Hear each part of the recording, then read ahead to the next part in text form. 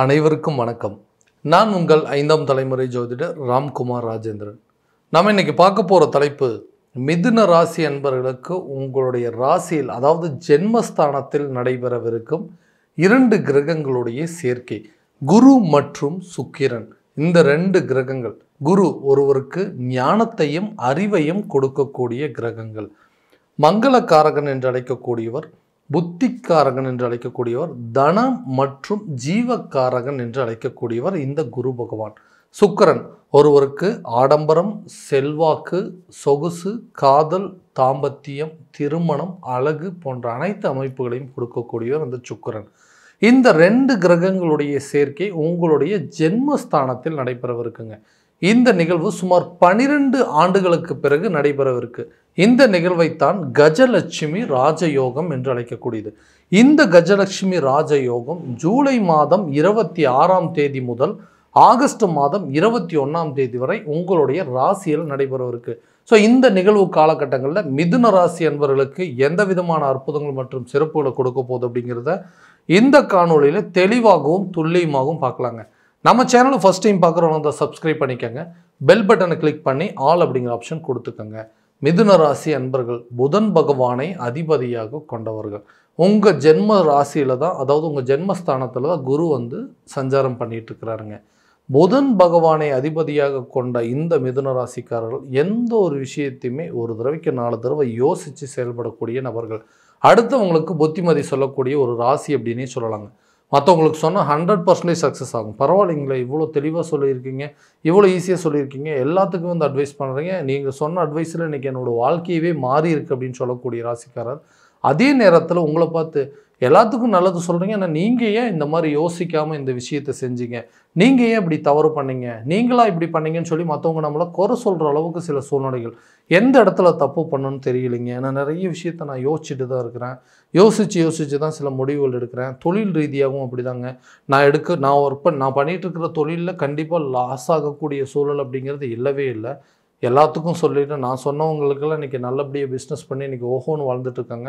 நானும் அப்படி தாங்க பண்ணேன். எல்லாமே நல்லா போய்ட்டு திடீர்னு என்ன நடந்ததுன்னு தெரியல, அப்படியே என்னோடய வாழ்க்கையே மாறிடுச்சுங்க. திடீர்னு ஏதோ ஒரு திருப்பம் நடந்த மாதிரி எல்லாத்தையும் புரட்டி போட்ட மாதிரி ஆயிடுச்சுங்க. இன்றைக்கி எல்லா விஷயத்தையும் இழந்து தனிமரமாக நிற்கக்கூடிய நிலைக்கு தள்ளப்பட்டுட்டேன்.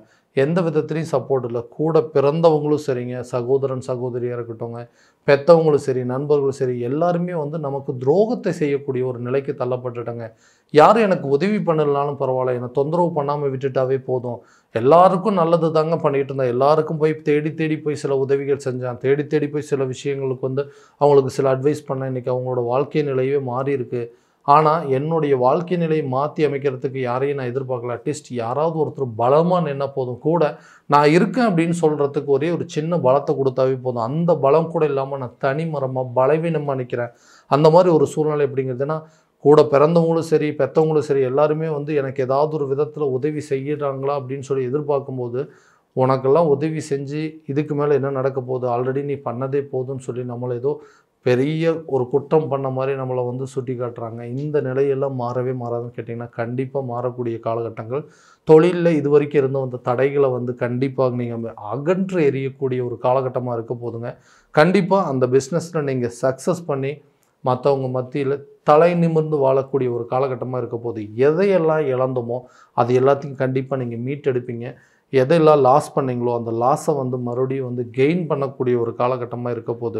யாரெல்லாம் உங்களை பார்த்து சொன்னாங்களோ இனிமேல் உங்களால் ஒன்றும் பண்ண முடியாது, அவ்வளோதான், உன் லைஃப் முடிஞ்சுது அப்படின்னு சொன்னாங்களோ, அவங்க முன்னாடி நின்று வாழ்ந்து காட்டக்கூடிய ஒரு காலகட்டமாக இருக்க போது. தொழிலில் பெரிய கிங் அப்படிங்கிற அளவுக்கு பேர் வாங்கக்கூடிய ஒரு காலகட்டமாக இருக்க போது. அது மூலமாக இருந்தோம் இந்த பணத்தடைகள் அப்படிங்கிறது அகலுங்க.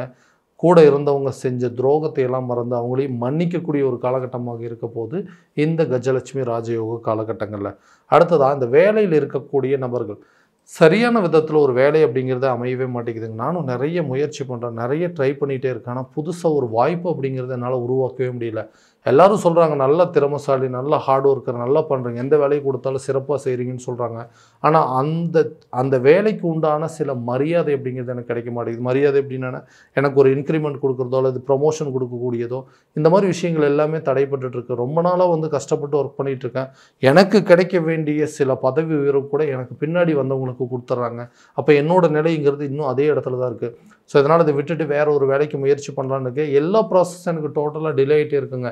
கை கெட்டுனது வாய் கெட்டல அப்படிங்கிற மாதிரி எல்லாமே பர்ஃபெக்டாக பண்ணிட்டேங்க. இந்த ப்ராசஸ் முடிஞ்சால் எனக்கு அடுத்தது வேலை, இந்த விசா ப்ராசஸ் முடிஞ்சால் அடுத்தது வெளிநாட்டில் வேலை, இந்த டாக்குமெண்டேஷன் முடிச்சுட்டாங்க அடுத்தது எனக்கு கவர்மெண்ட் ஜாப்பில் கிடச்சிரும் அப்படின்னு சொல்லி எல்லாமே பர்ஃபெக்டாக இருக்கு. ஆனால் ஏதோ ஒரு விஷயத்தில் வந்து கொஞ்சம் டிலே பண்ணிகிட்ருக்கு.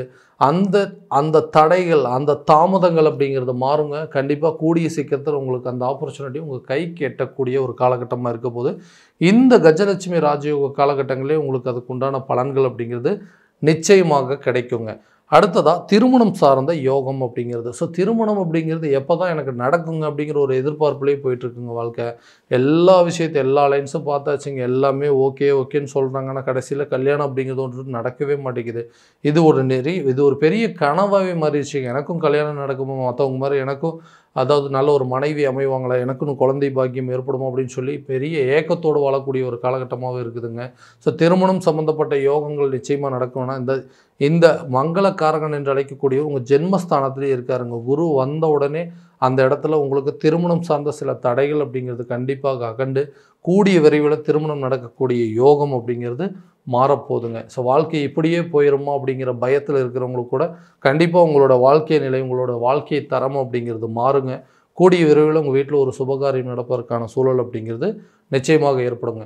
அடுத்ததாக கணவன் மனைவிக்கிடையே இருக்கக்கூடிய கருத்து வேறுபாடுகள். நீங்கள் எல்லாமே பார்த்து தாங்க பண்ணுறீங்க. ஆனால் இந்த விஷயத்தை மட்டும் நீங்கள் பண்ணாமல் இருந்திருந்தீங்க இன்றைக்கி நம்ம குடும்பத்தில் இவ்வளோ பெரிய பிரச்சனைகள் வந்திருக்காது அப்படின்னு சொல்கிற அளவுக்கு மனைவி வந்து கணவனை பார்த்து குறை சொல்வதோ எல்லாமே உன்னால தான் சொல்லி கணவர் வந்து மனைவி பார்த்து குறை சொல்லுவோம். ஒருத்தருக்கு ஒருத்தர் மாற்றி தான் செய்த தவறுகளை மட்டுமே வந்து சுட்டி காட்டுற மாதிரி ஒரு நிலை வந்துருச்சு. இதனால் குடும்பத்தில் நிம்மதி இல்லைங்க. தேவையில்லாத சண்டை சச்சரவுகள், ஒருத்தருக்கு ஒருத்தர் சப்போர்ட் அப்படிங்கிறது இல்லை. எதையுமே வந்து என்னுடைய கணவர் புரிஞ்சிக்க மாட்டேங்கிறாரு அப்படின்னு சொல்லி மனைவி குறை சொல்கிறது, மனைவி பார்த்து என் ஒய்ஃப் வந்து எதையுமே வந்து அட்ஜஸ்ட் பண்ணி போக மாட்டேங்கிறாங்க, எந்த விஷயத்தையுமே வந்துட்டு சாதாரணமாக எடுத்துக்க மாட்டேங்க, எல்லாத்தையுமே ஒரு பிரச்சனையில் இருக்கக்கூடிய கண்ணோட்டத்திலேயே பார்க்குறாங்க. இதனால் குடும்பத்தில் நிம்மதி இல்லைங்க, மன நிறைவு அப்படிங்கிறது இல்லை, குழந்தைங்கள சரியாக கவனிக்க முடியல, குடும்பத்தில் தேவையில்லாத மன சங்கடங்கள் அப்படிங்கிறது, அதனால் ஒருத்தருக்கு ஒருத்தர் சரியாக பேசிக்க முடியல, பெற்றோரும் சரி, கல்யாணம் பண்ணி போன இடத்துல இருக்கக்கூடிய மாமனார் மாமியார்கள் சரி, எல்லாருக்கிட்டையும் ஒரு பெரிய விரிசல் அப்படிங்கிறது ஏற்பட்டுச்சு. நாங்களாம் சேர்ந்து ஒன்றா உட்காந்து சாப்பிட்டே பல நாள் ஆகுது. யாருமே ஒருத்தருக்கு ஒருத்தர் சப்போர்ட்டே இல்லாமல் போயிடுச்சுங்க. இதே நிலை நீடிச்சது அப்படின்னா எதுக்குடா இந்த வாழ்க்கை அப்படிங்கிற அளவுக்கு சில கேள்விகள் வந்துட்டுருக்கு. அந்த நிலை அப்படிங்கிறது மாறுங்க. கணவன் மனைவிக்கிடையே நல்ல ஒரு அந்யோன்யம் அப்படிங்கிறது ஏற்படுங்க. உற்றார் உறவினர், உங்கள் சொந்த பந்தங்கள்லாம் சேர்ந்து நல்லபடியாக உங்களுடைய பிரச்சனைகளை பேசி தீர்த்து கொள்ளக்கூடிய காலகட்டங்கள் கூடிய விரைவில் உங்கள் குடும்பத்தில் ஒரு சுப நிகழ்வுகள் நடக்குங்க. அதே நேரத்தில் ஒரு ஃபங்க்ஷன் அப்படிங்கிறதோ, ஒரு கோயில் சம்மந்தப்பட்ட ஒரு விசேஷங்கள் அப்படிங்கிறதோ, இல்லை குழந்தை பாக்கியம் சம்மந்தப்பட்ட யோகம் நடைபெறுவதோ, இது வரைக்கும் பிரிந்திருந்த குடும்பங்கள் ஒன்று சேருவதற்கான சூழல் ஏற்படுங்க. இதனால் குடும்பத்தில் நல்ல ஒரு அமைதிகரமான சூழல் அப்படிங்கிறது நிச்சயமாக இந்த மிதுன ராசிக்காரர்களுக்கு ஏற்பட போகுதுங்க. பிரிந்த கணவன் மனைவி கூட ஒன்று சேரக்கூடிய காலகட்டங்கள், பிரிந்த காதலர்கள் ஒன்று சேரக்கூடிய ஒரு தருணமாக இருக்க போகுதுங்க. அதே நேரத்தில் இந்த மன வாழ்க்கையை வேண்டான்னு சொல்லி விட்டுட்டு வந்தவங்க அடுத்த வாழ்க்கையை எதிர்நோக்கி இருக்கிறவங்களுக்கு கூட புதிய வாழ்க்கை உண்டாவதற்கான வாய்ப்புகள் உங்களை தேடி சில உறவுகள் வரக்கூடிய ஒரு தருணமாக இருக்க போதுங்க. வீடு, வண்டி, வாகனங்கள், சொத்து பத்து சேர்க்கைக்குண்டான யோகங்கள் அப்படிங்கிறது இருக்குங்க. பழைய வண்டியை எக்ஸ்சேஞ்ச் போட்டு புது வண்டி கண்டிப்பாக வாங்குவீங்க. அதே நேரத்தில் வீடு கட்டுவதற்கான யோகமும், இது வரைக்கும் வீட்டு மேலே இருந்த கடனை அடைப்பதற்கான சில முயற்சிகள் அப்படிங்கிறதும், வீடு அடமானத்தில் இருக்குங்க, அதை ஏதாவது ஒன்று பண்ணி அதை க்ளோஸ் பண்ணணும்னு நினைக்கிறவங்களுக்கு கூட இந்த காலகட்டங்களில் நீங்கள் அதுக்குண்டான முயற்சி எடுக்கலாம். மற்றவங்க மத்தியில் உங்களுடைய அந்தஸ்தை உயர்த்தி கொள்ளக்கூடிய ஒரு காலகட்டமாக இருக்க போகுது. குருவோடு சுக்கிரன் சேரும்போது இது ஒரு ராஜ யோகத்தை உருவாக்குங்க. யாரெல்லாம் உங்களை பார்த்து ஏளனமாக பேசிகிட்டு இருந்தாங்களோ, உங்களை பார்த்து மட்டம் தட்டிகிட்டு இருந்தாங்களோ, இனிமேல் வந்து இவன் மீண்டு வரவே முடியாதுன்னு சொன்னாங்க, அவங்க மத்தியில் உங்களுடைய சொந்த காலில் நின்று தனியாக நின்னாலும் நான் தான் எல்லா விஷயத்தையும் பண்ண அப்படிங்கிறது நெஞ்சை நிமிர்த்தி வாழக்கூடிய ஒரு காலகட்டமாக இருக்க போது எல்லா விஷயத்தையும் நீங்கள் கட்டாயமாக செஞ்சு முடிப்பீங்க. உங்களுக்குன்னு ஒரு தனி வீடோ, உங்களுக்குன்னு ஒரு புதிய வண்டி வாகனங்கள், ஒரு கார் சம்மந்தப்பட்ட விஷயங்களோ, ஒரு மோட்டார் வாகனம் சம்மந்தப்பட்ட விஷயத்திலோ கட்டாயமாக நீங்கள் அதை சக்ஸஸ் பண்ணக்கூடிய ஒரு தருணமாக இருக்க போது உங்களுடைய வருமானங்கள் உங்களை தேடி வருங்க. நீங்கள் எதிர்பார்த்த இடத்துலேருந்து சில பொறுப்புகள் அப்படிங்கிறது உங்களுக்கு கிடைக்கும். ஆரோக்கியத்தில் இது வரைக்குமே இருந்து வந்த தடைகள் அப்படிங்கிறது கொஞ்சம் கொஞ்சமாக விலகுங்க. இது வரைக்கும் வந்து ஹெல்த் ரிலேட்டடாக நிறைய இஷ்யூஸ் இருந்தது. அந்த பிரச்சனைகள் அப்படிங்கிறதெல்லாம் எப்போ தான் தீருங்க? இந்த ஆரோக்கியத்தில் முன்னேற்றம் இருக்காதா? குடும்பத்தில் வந்து ஒருத்தர் போனால் ஒருத்தருக்குன்னு சொல்லிட்டு யாராவது ஒருத்தருக்கு ஆரோக்கிய கெடுதல்கள் அப்படிங்கிறது கொடுத்துட்டே இருக்குது. பெற்றவங்களுக்கும் சரி, அதே மாதிரி பிள்ளைகளுக்கும் சரி, ஆரோக்கியத்தில் இருக்கக்கூடிய கெடுதல்கள் அப்படிங்கிறது நிச்சயமாக விளங்குங்க. வெளிநாடு சம்மந்தப்பட்ட யோகங்களுக்கு உண்டான சில கல்விகள் அப்படிங்கிறது உங்களுக்கு அமையும். ஸோ இந்த கோர்ஸ் படித்து முடிச்சிங்கன்னா கூடிய சீக்கிரத்தில் உங்களுக்கு ஃபாரினில் ஆப்பர்ச்சுனிட்டி இருக்குது அப்படிங்கிறது. உயர்கல்வி படிப்பதற்கு வெளிநாடு சென்று வருவதற்கான யோகமோ அல்லது வெளியூர் சென்று படிப்பதற்கான சில சூழல் அப்படிங்கிறது ஏற்படுங்க. கல்வி சம்மந்தப்பட்ட யோக காலமாக இருக்க போதுங்க. இந்த அதாவது புத்திக்காரகன் என்று சொல்லக்கூடிய இந்த புதன் ராசி மிதுன ராசியில் இருக்கக்கூடியவங்களுக்கு கல்வியில் நல்ல ஒரு முன்னேற்றமும் கல்வியில் நல்ல ஒரு ரிசல்ட் எதிர்நோக்கிட்டு இருக்கிறவங்களுக்கு கண்டிப்பாக இது ஒரு சாதகமான ஒரு மாதமாக இருக்க போதுங்க. இது வரைக்கும் நம்ம பார்த்ததெல்லாம் கோச்சார ரீதியான பலன்கள் மட்டும்தான். இந்த பலன்கள் அனைத்து உங்களுக்கு நடக்குமா அப்படின்னா உங்களுடைய சுய ஜாதகத்தை முழுமையாக தெரிஞ்சுக்கிட்டு அதில் உள்ள திசாபுத்திகள் எப்படி இருக்குங்கிறத பார்த்துட்டு அதுக்கு தகுந்தாற்போல் சில முயற்சிகள் எடுத்திங்கன்னா கண்டிப்பாக நல்ல ஒரு வெற்றி அப்படிங்கிறது கிடைக்கும். உதாரணத்துக்கு திருமணம் சம்மந்தப்பட்ட யோகம் இருக்கா, புத்திரர் சம்மந்தப்பட்ட பாக்கியம் இருக்கா, வண்டி வாகனங்கள் வாங்குவதற்கான யோகம் இருக்கா அப்படிங்கிறதெல்லாம் முழுமையாக தெரிஞ்சுக்கிட்டு அதற்குண்டானபடி முயற்சி பண்ணும்போது கண்டிப்பாக அது ஒரு நல்ல விதமான வெற்றி பாதையை நோக்கி கொண்டு போகுங்க. ஸோ உங்களுடைய ஜாதகத்தை எங்கிட்ட பார்க்கணும் அப்படின்னு விருப்பப்பட்டீங்கன்னா கீழே தெரிகிற நம்பருக்கு கான்டாக்ட் பண்ணி அப்பாயின்மெண்ட் ஃபிக்ஸ் பண்ணிக்கோங்க.